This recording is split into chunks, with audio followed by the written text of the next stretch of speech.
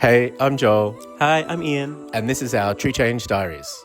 Having more than one or two cars usually mean paying for car storage. That's exactly where Ian and I were at back in 2020. We were living in Belmore in a 2-bedroom apartment with only one car space. We had 2 cars stored out in eastern Sydney and then 2 more parked out in Sydney's western suburbs. Belmore was kind of the middle ground, but it was far from ideal. We couldn't work on the cars and it was just really challenging. Around that time, we started seriously thinking about moving to Melbourne. Ian wanted to be closer to his family and I've always loved Melbourne.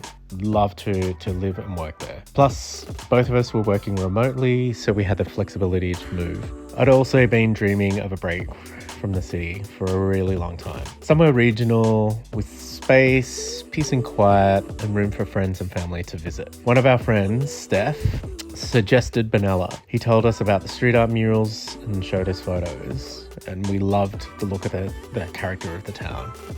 Winton Raceway was only 15 minutes from town. So Benalla is in northeast Victoria with a population of about 16,000 people. It's got a well-known art gallery, beautiful lake, and it's famously flat. That's about all we knew. So we started looking online at regional properties all over Victoria and New South Wales, just for comparison. Ticked all the boxes, 30 minutes to wineries, an hour to snowfields, an hour from Albury-Wodonga, and only 2.5 hours from Melbourne.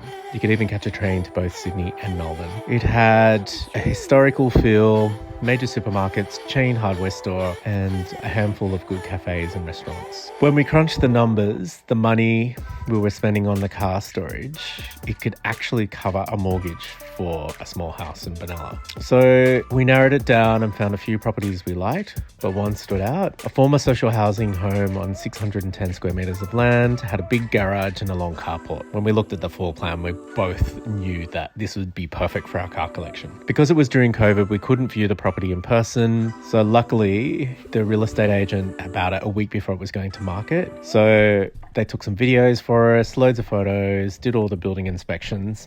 And, with our gut feeling, we're like, yes, this is the one. We put in an offer for the asking price in late 2021 and it was accepted.